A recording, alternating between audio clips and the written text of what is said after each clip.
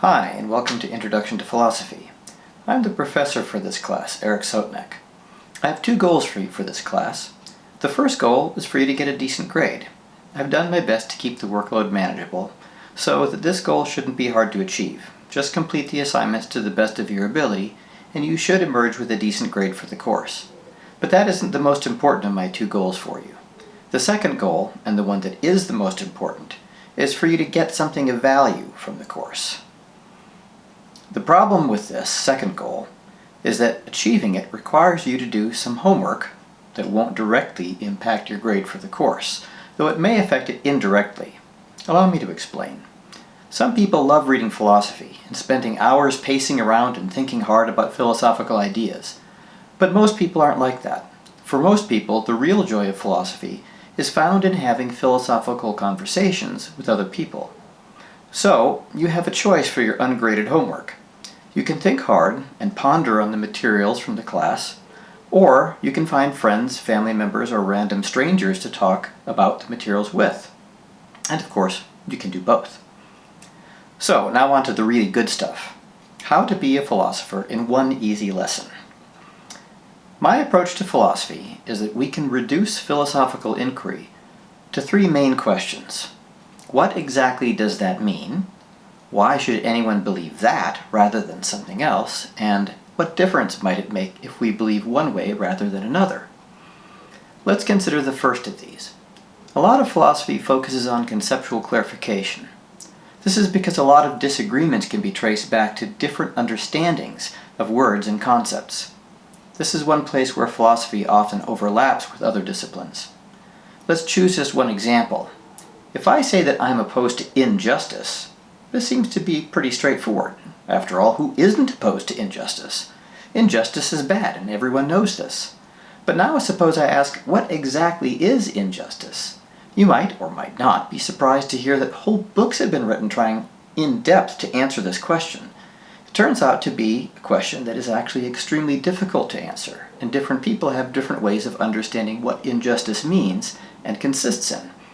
For example, some people think that injustice consists only in violating explicit political and legal structures, whereas others think the concept also extends to implicit and often deeply ingrained social and cultural attitudes.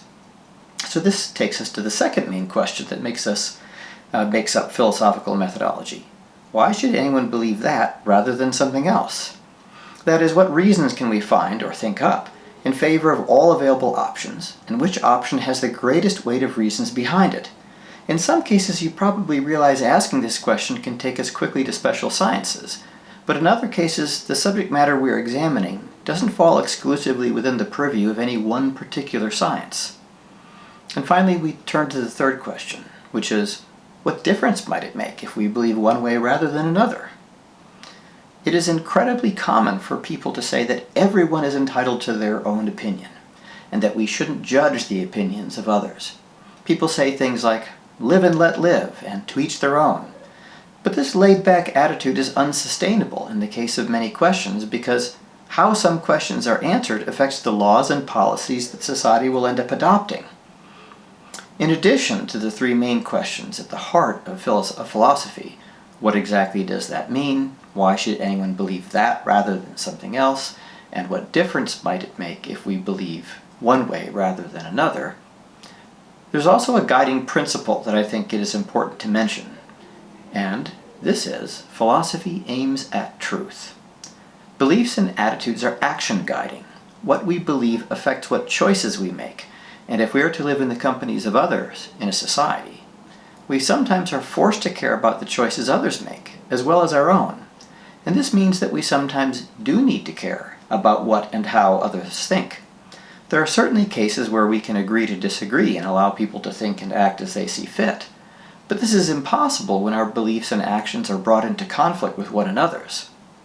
Now, a lot of the questions we are going to take up in this course don't have as much pressing urgency as others. Most of them have been chosen to permit us the luxury of thinking about them at our leisure. In most cases, it will be perfectly possible to say, I don't know about them, and file them away to think about later, perhaps for years, or even the rest of your life. And you may change your mind about them, as the way that you think about them changes. But this doesn't mean that they don't matter or that there are no right answers to them. Even if we are uncertain how to answer them, we can still aim at truth and think that they are better answered one way rather than another. Hope you enjoy the course.